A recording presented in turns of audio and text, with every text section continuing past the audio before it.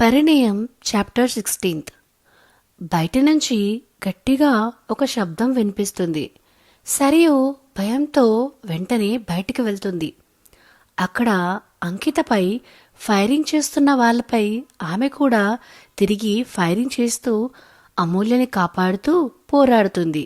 సరియు వాళ్ళ దగ్గరికి వెళ్దాం అని వెళ్తుంటే అప్పుడే ఒక వ్యక్తి బ్లాక్ మాస్క్ వేసుకుని అంకితకు సపోర్ట్గా ఫైరింగ్ చేయడం ప్రారంభిస్తాడు.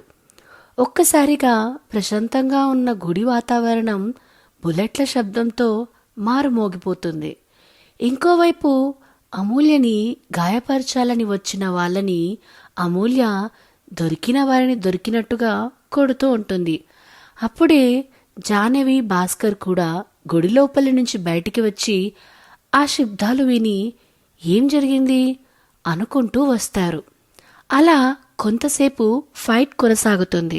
ఫైట్ ఆగిన తర్వాత సరియు కంగారుగా అంకిత దగ్గరికి వెళ్ళి నీకేం కాలేదు కదా అమ్మా అని అడుగుతుంది. అంకిత కొంచెం దూరంగా జరిగి నాకేం కాలేదు అని చెబుతుంది. అంకిత అక్క అని అమూల్య వైపు చూస్తుంది. అమూల్య నవ్వుతూ డోంట్ వరీ అన్నట్టు కళ్ళతోనే సైగ చేస్తుంది. అక్క ఇంటికి వెళ్దాం అని అంకిత అంటుంది. సరే భార్గవ్ ఎక్కడా అని అమూల్య అడుగుతుంది. జాహ్నవి పక్కనే చూసి అతను కనిపించట్లేదు, నేను లోపలికి వెళ్ళి చూసొస్తా అని చెప్పి గుడి లోపలికి వెళ్తుంది. భార్గవ్తో కలిసి ఇంటికి వెళ్ళాక జాహ్నవి భయంగా అమ్మో అంకిత అసలు గుడిలో ఏం జరిగిందే అనగానే నీ మీద ఫైరింగ్ చేయడానికి వేస్తే అంకిత అడ్డుపడిందే అని వెటకారంగా అంది అమ్ము. జాహ్నవి బిక్కమొహం వేసుకుని చూస్తుంది. నిజం చెప్పమ్మో, లాస్ట్ 2 yearsగా ఇదే తంతు మనకి, అయితే దాని మీద లేదంటే నీ మీద చెప్పండి. ఎవరైనా మిమ్మల్ని గెలికారా లేక మీరే వాళ్ళని గెలికారా అని అడుగుతుంది జాను. అమూల్యకి కోపం వచ్చి అవును మరి నువ్వు క్వీన్ ఎలిజబెత్ కదా, నీకోసమే బయట యుద్ధాలు జరుగుతున్నాయి అని అంటుంది. జాను సిగ్గుపడుతూ ఛీ పో అమ్మో నాకు సిగ్గు వేస్తుంది అని అంటుంది.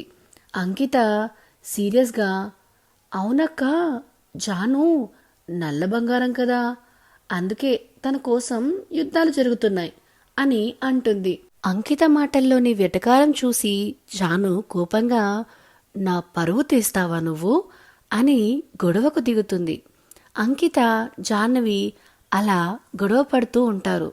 అమూల్య వాళ్ళిద్దరినీ ఆపుతుంది. అమూల్య అంకితతో ఎవరు అటాక్ చేస్తున్నారో ఎందుకు చేస్తున్నారో తెలియట్లేదు, బెటర్ ఏంటంటే అందరం జాగ్రత్తగా ఉండాలి. వన్ మోర్ థింగ్, నాకు జానుకి లైసెన్స్ రివాల్వర్స్ కావాలి అని అడుగుతుంది అమ్ము. జాహ్నవి అదిరిపడి ఏ రౌడీ సిస్టర్స్ మధ్యలో నన్నెందుకు లాగుతారే అని అంటుంది.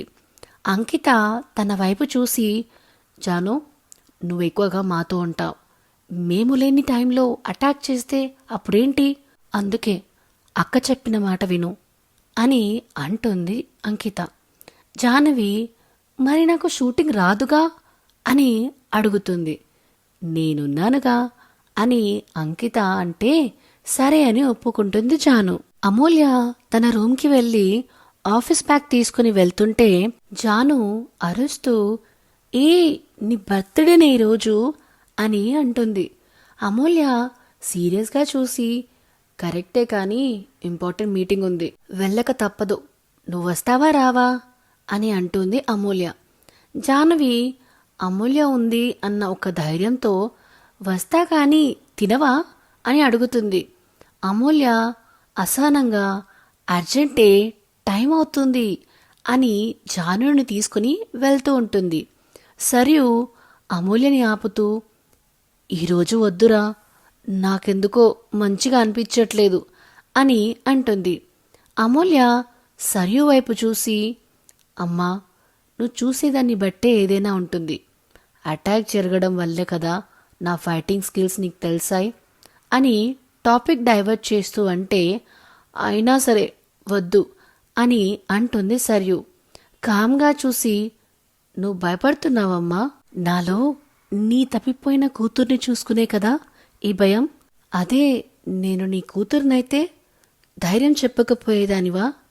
నేను ధైర్యంగా ఉంటా అమ్మా, నువ్వు కూడా ఉండు అని చెప్పి వెళ్తుంది అమ్ము. అంకిత సరిని చూసి, చూడండి, మీరు మా అక్కని కంట్రోల్ చేయాలి అని చూడకండి అని కోపంగా చెప్పి వెళ్ళిపోతుంది. సో ఇదేనండి పరిణయం 16th చాప్టర్. ఈ స్టోరీ మీకు నచ్చుతుందని ఆశిస్తున్నాను. ఇలాంటి మరిన్ని కథల కోసం మన channel the novel whisperer with Vinyani subscribe చేసుకోండి. అన్నిటికంటే ముందు ఈ వీడియో కనుక మీకు నచ్చినట్టయితే please like, share and comment చేయడం మాత్రం మరవకండి.